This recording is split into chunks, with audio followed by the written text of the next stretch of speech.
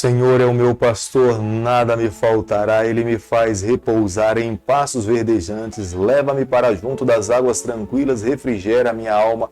Ainda que eu ande pelo vale da sombra da morte, não temerei mal algum, porque tu estás comigo. Certamente a bondade e a misericórdia me seguirão todos os dias da minha vida, e habitarei na casa do Senhor por longos dias. Amém. Muito bom dia. Com a bênção, com a graça de Deus, nós começamos mais um dia. Queremos e sonhamos um dia estarmos no aprisco do nosso pastor, vivendo ao lado dele, seguro, livre de todo mal, de toda dor, de todo sofrimento, onde ele mesmo um dia irá dizer: não mais morte, não mais dor, não mais sofrimento, e estaremos seguros na eternidade ao lado do nosso Deus e dos nossos queridos por toda a eternidade.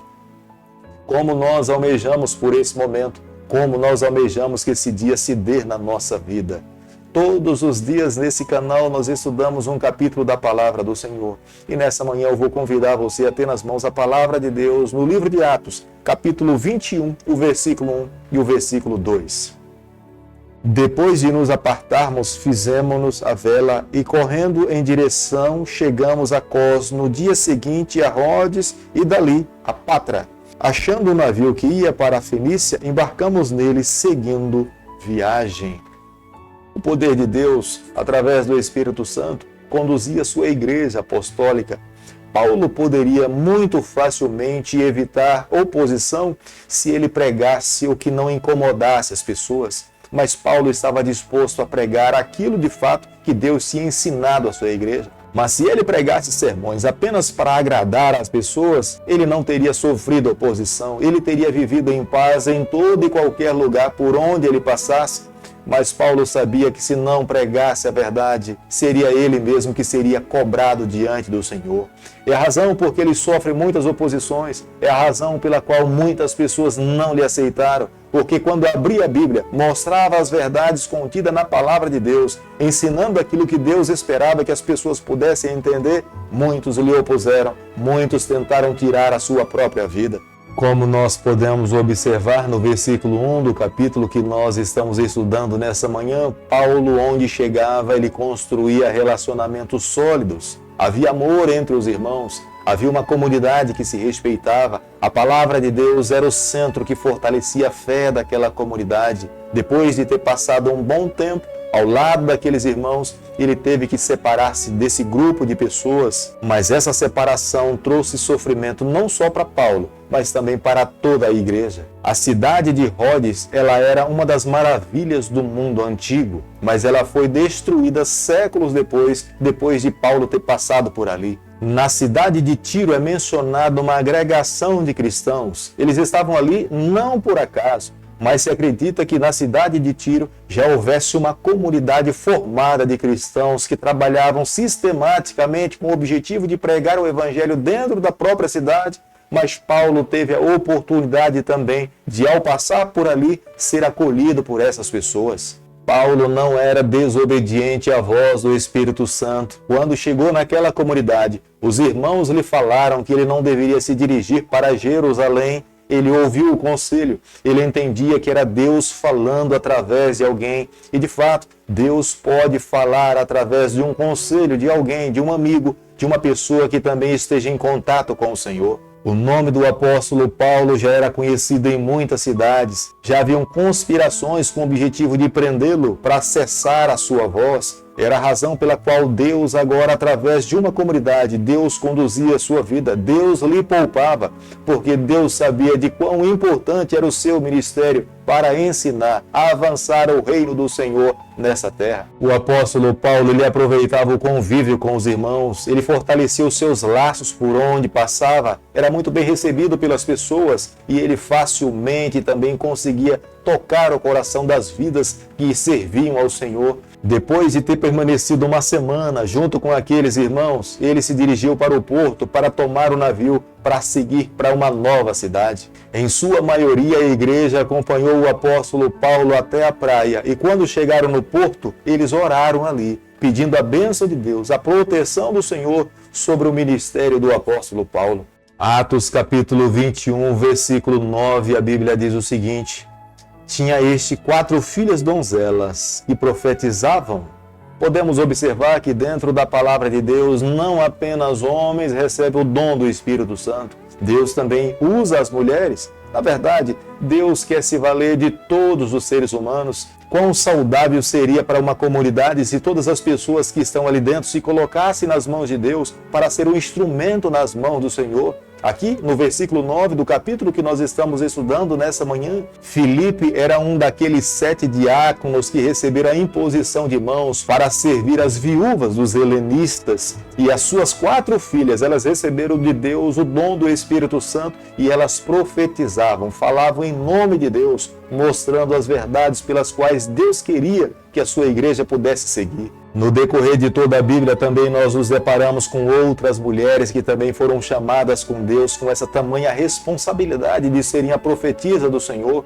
Miriam, a irmã de Moisés, ela era também conhecida como sendo uma profecia. Débora é outra que foi uma juíza chamada por Deus para conduzir também o seu povo. Tenho certeza que nos dias em que nós estamos vivendo, quanto mais mulheres se envolverem na missão, o reino de Deus nessa terra é abençoado e é fortalecido.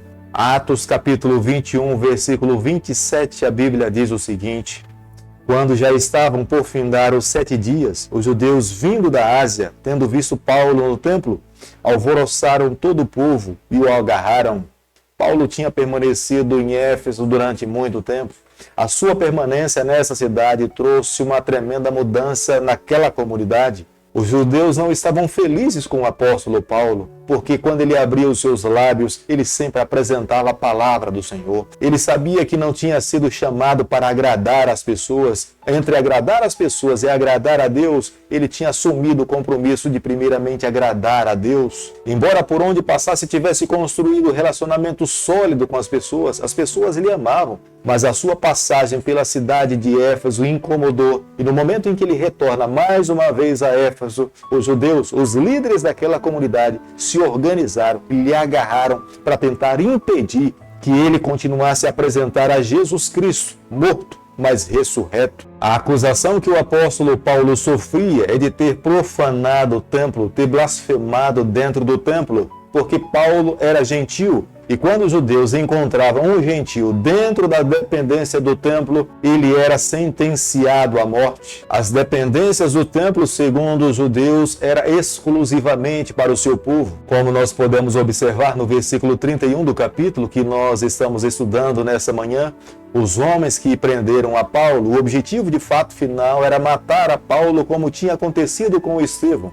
Mas como não conseguiam tirar da sua vida, eles optaram em espancar o apóstolo Paulo. O tumulto no momento em que o apóstolo Paulo foi preso era tamanho. Se não tivesse aparecido um comandante que pudesse intervir aquela turba, eles teriam tirado a vida do apóstolo Paulo. Esse mesmo comandante pergunta para a grande maioria o que é que tinha acontecido com aquele homem, mas um falava uma coisa, outros falavam outras coisas. Como ele não teve entendimento num todo do que estava acontecendo, ele recolheu o apóstolo Paulo para a fortaleza. Atos capítulo 21, versículo 39, a Bíblia diz o seguinte: respondeu-lhe Paulo: eu sou judeu, natural de Tarso, cidade não insignificante da Cilícia, e rogo-te que me permitas falar ao povo.